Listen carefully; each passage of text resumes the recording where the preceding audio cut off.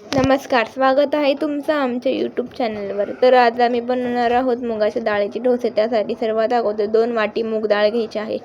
ही आपल्याला 4 ते 5 तासासाठी भिजत ठेवायची आहे. त्यानंतर मूग डाळ भिजल्यानंतर त्यामध्ये थोडेसे रवा टाकायचे आहे आणि थोडेसे पाणी टाकून आपल्याला हे वाटण करून घ्यायचे आहे. आपल्याला अशाच प्रकारे सगळे वाटण करून घ्यायचे आहे. त्यानंतर ह्याच्यामध्ये आपल्याला चवीपुरते मीठ टाकायचे आहे.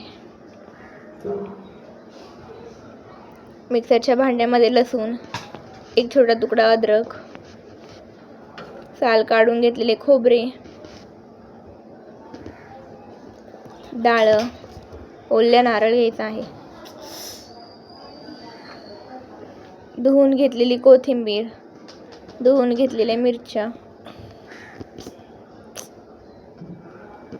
आणि चवीपुरते मीठ आणि आपल्याला दही टाकायचे आहे.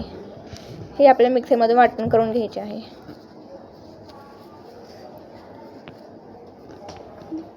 त्यानंतर एका पातेल्यामध्ये तेल गरम करून घ्यायचे आहे.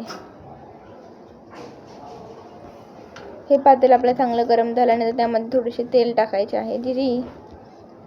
जिरी, मोहरी, उडदाची डाळ, बेडगी मिरची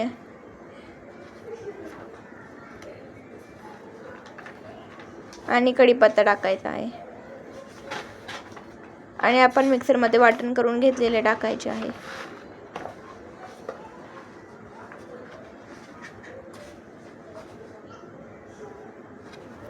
अशा प्रकारे आपली खोबऱ्याची हिरवी चटणी तयार आहे. त्यानंतर कुकरच्या भांड्यामध्ये बटाटे शिजवून घ्यायचे आहेत. एका कढईमध्ये तेल गरम करायला घ्यायचं आहे. त्यामध्ये जिरी, मोहरी, कढीपत्ता, हिरवी मिरची, बारीक कट करून घेतलेला कांदा, कोथिंबीर, हळद हे आपल्याला चांगलं मिक्स करून घ्यायचं आहे. उकडलेले बटाटे टाकायचे आहेत. हे आपल्याला चांगलं मिक्स करून घ्यायचे आहे. अशा प्रकारे आपला पिवळा बटाटा तयार आहे. त्यामध्ये थोडीशी कोथिंबीर टाकायची आहे. डोशाच्या बॅटरमध्ये आपल्याला थोडीशी मूठभर सोडा टाकायचा आहे. त्यानंतर डोशाचा तवा आपला गरम झाल्यानंतर हे आपल्याला हलक्या हाताने आपलं बॅटर पसरवायचे आहे.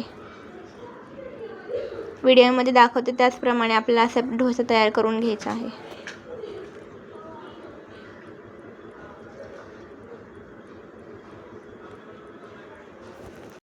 बघू शकता तुम्ही आपल्या डोश्याला कसं मस्तपैकी डाळी आलेली आहे.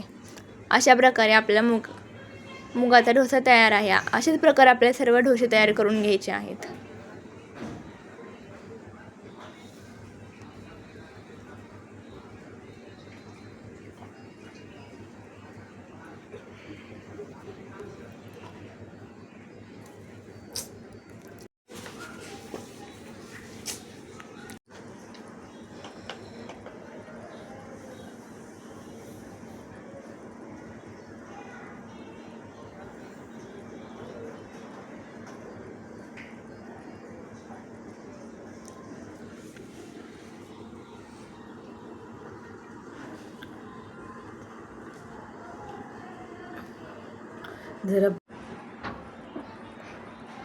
असे डोसे तुम्ही तुमच्या मुलांच्या डब्यासाठी सुद्धा देऊ शकता.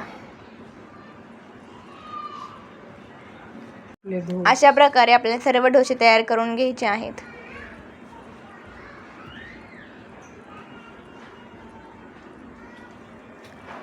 तुम्हाला मूग डाळीचे डोसे कसे वाटले कमेंट करून नक्की सांगा. हिरवी चटणी आणि बटाट्याची रेसिपी सुद्धा तुम्हाला कशी वाटली कमेंटमध्ये नक्की सांगा. तुम्हाला अशाच नवनवीन रेसिपी पाहायच्या असेल तर दीपाली किचन्सला सबस्क्राईब नक्की करा.